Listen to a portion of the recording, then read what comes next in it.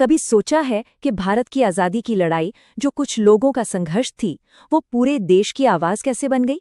आज हम उसी रोमांचक दर्शक की कहानी में जाएंगे जिसने भारत की आज़ादी की लड़ाई का चेहरा हमेशा हमेशा के लिए बदल दिया। ये तस्वीर देखिए, ये एक बहुत बड़ा सवाल खड़ा करती है।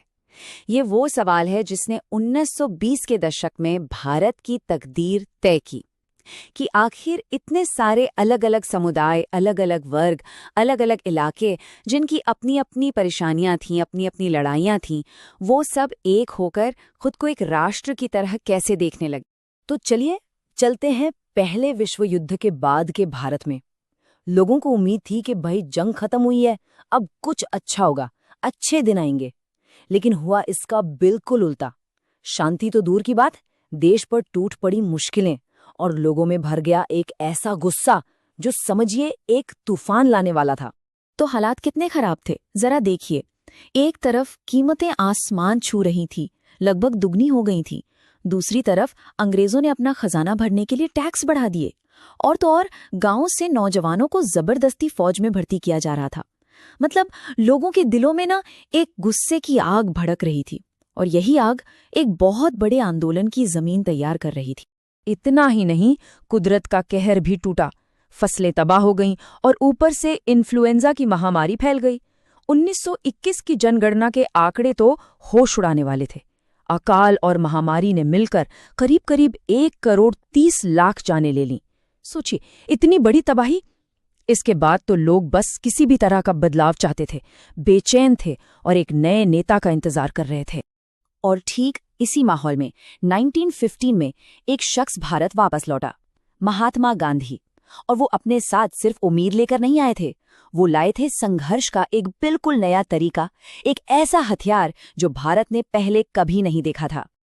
और मजे की बात यह है कि ये जो आइडिया था ना सत्याग्रह का, इसका जन्म भारत में नहीं हुआ था, ये पैदा हुआ था दक्षिण अफ्रीका में। ये जो तस्वीर है ये 1913 की है।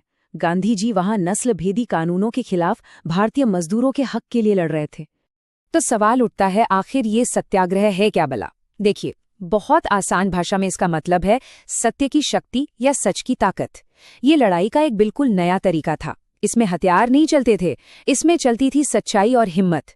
इसका कोर आइडिया ये था कि अगर आपकी लड़ाई सच के लिए है, अन्याय के खिलाफ है, तो आपको किसी फिजिकल फोर्स की, किसी शारीरिक ताकत की जरूरत ही नहीं है।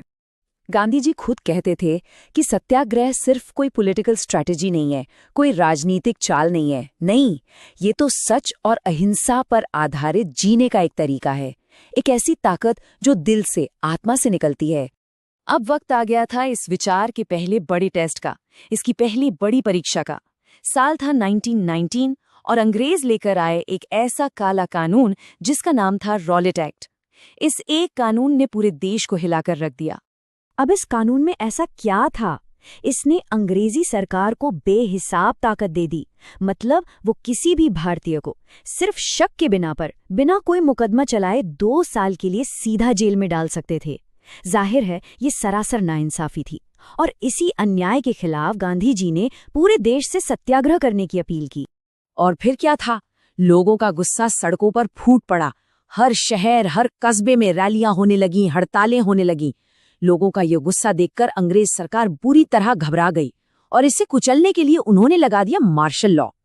और फिर आया इतिहास का वो काला दिन, 13 अप्रैल 1919, जलियांवाला बाग, जहां हैवानियत का ऐसा खेल खेला गया जिसे सुनकर आज भी रोंगटे खड़े हो जाते हैं। जनरल डायर ने बाग से बाहर निकलने के सारे रास्ते बंद करवा दिए और वहां बैसाखी के लिए जमा हुई निहत्ती भीड़ पर अंधाधुंध गोलियां चलवा दी। उसका मकसद था लोगों के मन में खौफ पैदा करना। इस भयानक हत्याकांड के बाद गांधी जी को एक बात साफ हो गई, अब किसी छोटे मोटे विरोध से काम नहीं चलेगा। अब जरूरत है एक बहुत बड़े देशव्यापी आंदोलन की, एक ऐसा आंदोलन जो पूरे देश को एक धागे में पिरो सके। और वो ये भी जानते थे कि ये तब तक मुमकिन नहीं जब तक हिंदू और मुसलमान एक साथ न आए। और यहीं से जन्म हुआ असहयोग के विचार का।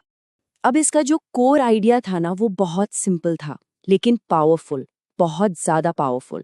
गांधी जी ने अपनी किताब हिंद स्वराज में लिखा था कि भाई अंग्रेज भारत में राज इसलिए कर पा रहे हैं क्योंकि हम भारतीय उनका सहयोग कर रहे हैं।